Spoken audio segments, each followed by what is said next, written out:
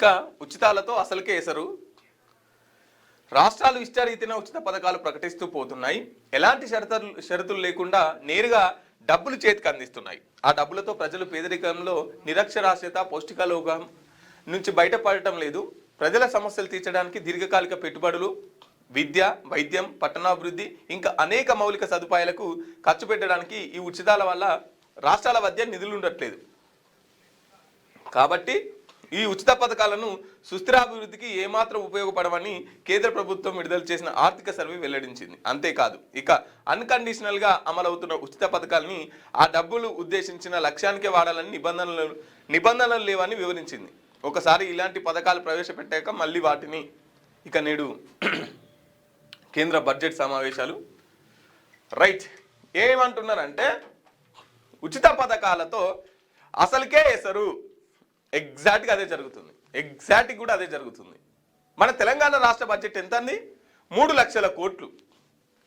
భారతదేశ బడ్జెట్ ఎంత? 50,65,000 కోట్ల బడ్జెట్. కానీ ఉదాహరణకి మన తెలంగాణ రాష్ట్ర బడ్జెట్ తీసుకుందాం, 3 లక్షల కోట్లు. ఈ 3 లక్షల కోట్లకు రేవంత్ రెడ్డి చెప్పిండు, ఏమని చెప్పిండు? నన్ను ఘోషణ కూడా పైసలు ఎట్లేదు, మన బడ్జెట్ 3 లక్షల కోట్లు అయితే దాంట్లో సగం కేసీఆర్ చేసిన అప్పులకు మిత్తిలు కడుతున్నాం, ఇంకా సగం ఏదైతుందో ఉద్యోగస్తులకు జీతభత్యాలు ఇవ్వాలి, పింఛన్లు పంచాలి. ఇక మరి ఈ ఇంటిగ్రేటెడ్ స్కూల్ ఎప్పుడు కడతావు? ఈ మూసిని ఎప్పుడు శుద్ధి చేస్తావు? ఈ 4th సీట్ ఎప్పుడు కడతావు? రూపాయి లేదు అని చెప్పేసి రేవంత్ రెడ్డి చేతులు ఎత్తేస్తున్నటువంటి పరిస్థితి. ఇక ఈ ఉచిత పథకాలు నేను ఏమంటానంటే జనం మారాలి. ఫస్ట్ అధికారుల కంటే జనం మారాలి. అధికారులు తమ స్వార్థం కోసం, తమ ఓట్ల రాజకీయాల కోసం 5 ఏళ్ళు పూట గడిస్తే చాలు కదా, 5 ఏళ్ళు కుర్చీలో కూర్చుంటే చాలు కదా అని చెప్పేసి ఇష్టారీతిన హామీలు ఇచ్చుకుంటూ పోతుంటే ఇన్ని సంవత్సరాలు అవుతుంది కదా. పేదోడు ఇంకా పేదోడుగానే ఉన్నాడు కదా, పేదోడు బతుకు మారలేదు కదా. మరి ఇంకా వాళ్ళ మాటలు ఎట్లా నమ్ముతున్నాం? ఓట్ల కోసం వచ్చినప్పుడు 500 రూపాయలు కోటర్ సీసాకి ఓట్లు వేసుకొని తరతరాలు ఇంకా బతికేటువంటి ఆస్తిని వాళ్ళు కూడగొట్టుకుంటున్నారు కదా. ఒక ఎమ్మెల్యే అయితే కథం సెట్టు, వాళ్ళు మునిమనవాళ్ళ దాకా కూర్చొని బతుకోవచ్చు. ఎక్కడ సొమ్ము? ఒక 10 రూపాయల సబ్బు కొంటే దాంట్లో 4 రూపాయల ట్యాక్స్ కడుతున్నాం మనం. యాక్చువల్గా సబ్బుకు 6 రూపాయలు, 4 రూపాయల డబ్బు ఒక సబ్బు మీదే 4 రూపాయలు ఎత్తుకపోతున్నారు. కానీ మీకు ఫ్రీగా రేషన్ బియ్యం ఇస్తామంటాం, ఫ్రీగా ఉచిత బస్సు అంటాం, ఫ్రీగా పింఛన్లు అంటాం. ఏమి లేదు, జనాలంతా సోమరిపోతులు, తినాలే, తాగాలే, పండాలి. ఇటు ఈ చేత ఇస్తాడు, ఈ చేత ఎత్తుకపోతున్నట్టే రూపాయి ఇస్తాడు, 2 రూపాయలు ఎత్తుకపోతున్నారు. ఇది అర్థం కావట్లేదు జనాలకి. వాస్తవంగా ప్రభుత్వాలు అనేటి ప్రజల్ని ఉద్యోగ రీత్యా, వైద్యం రీత్యా, చదువు రీత్యా ఇవి ఉచితాలు ఇవ్వాలి. ఏవైతే ప్రభుత్వ సెక్టార్లో ఉండాలనో, ఏవైతే ప్రజలకు అవసరమో వాటిని ప్రైవేట్ సెక్టార్లోకి మార్చి వీటిని ప్రజలకు దూరం చేస్తూ, ఏవైతే అవసరం ఉన్నాయో వాటిని ప్రజలకు దూరం చేస్తారు, అవి ప్రైవేట్ పరం చేస్తారు. అవసరం లేని వాటిని ప్రజలకు అందిస్తుంటారు. ఇది రాజకీయ నాయకులు చేసే డ్రామా. ప్రభుత్వాన్ని సోమరిపోతులను చేయడం. అయితే రానున్న రోజుల్లో కూడా ఈ ఉద్యోగాలు ఏదో మేము బాగా చదువుకొని లక్షల కొలువులు చేస్తున్నాము, ఇక సాఫ్ట్వేర్ వ్యవస్థలన్నీ చాలా మేము బాగా చదివిన దాని పట్ల మాకు ఉద్యోగాలు వస్తాయి అని అనుకుంటున్నారేమో జనాలు. కానీ ప్రజలారా, ఇంకా సాఫ్ట్వేర్ ఉద్యోగాలు, ఇతర ఏదైతే ఆన్లైన్ విధానంలో చేసేటువంటి ప్రతి ఆ సమస్యకు, ప్రతి వ్యవస్థలో ఉన్నదానికి ఏఐ ముందు పడుతుంది.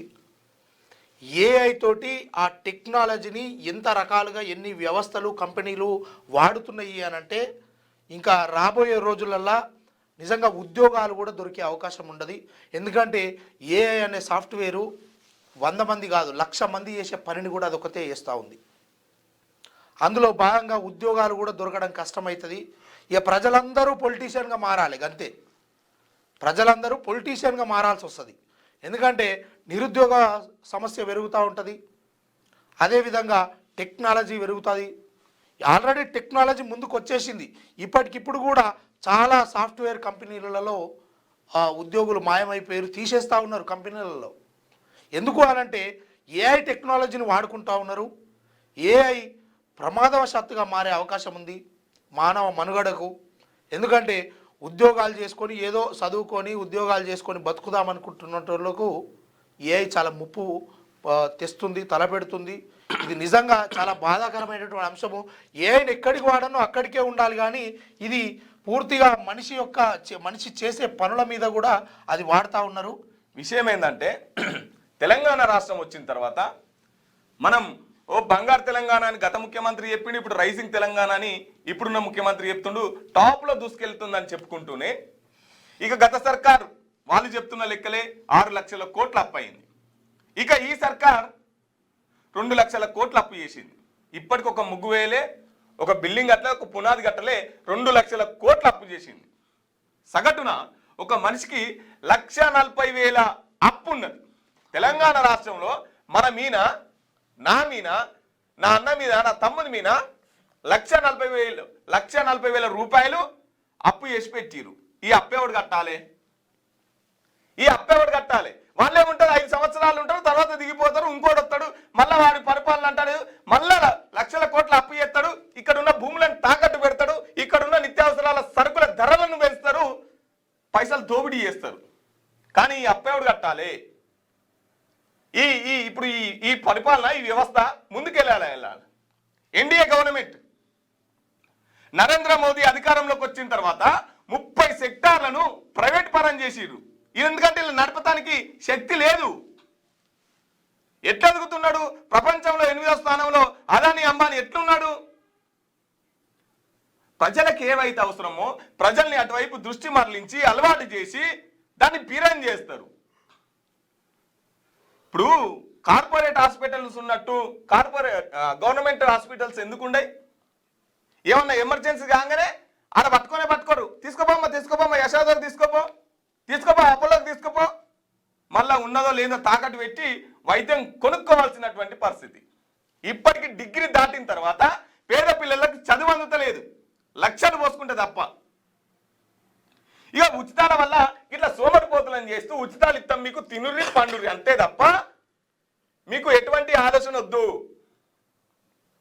అని చెప్పేసి ఎవరు మాట్లాడుతున్నారు? వీళ్ళు కేంద్రం ఎంక్వైరీ చేస్తే బయటపడ్డదట. విషయం ఏంటంటే మొత్తానికి ప్రజలు కూడా రాజకీయ నాయకులుగా అయిపోతేనే, రాజకీయ నాయకులుగా మారితేనే ఏమన్నా వ్యవస్థలో ముందుకు పోతాను తప్పితే ఇక నేను ఓటేసే కాడ బానిసంగా ఉంటా, లేకపోతే ఓట్లు అమ్ముకునే కాడ ఉంటా, నాకు రాజకీయంతో సంబంధం లేదు అని అనుకుంటే మన గోతి మనమే తవ్వుకున్నట్టు. క్యూన్యూస్ పేరు చెప్పి ఎవరైనా వసూళ్లకు, అక్రమాలకు, బెదిరింపులకు గురి చేసిన క్యూన్యూస్కి సమాచారం ఇవ్వండి. క్యూన్యూస్ ఎప్పుడూ ఇలాంటి చర్యలకు పాల్పడదు, ప్రోత్సహించదు. క్యూన్యూస్ ఎల్లప్పుడూ ప్రజా గొంతుకగా ప్రజల సమస్యల కోసం నిరంతరం పోరాడుతుంది. మీకు ఎలాంటి సమస్య ఉన్నా క్యూన్యూస్ని కాంటాక్ట్ అవ్వండి. సంప్రదించవలసిన ఫోన్ నెంబర్ 7569534968 8688926084.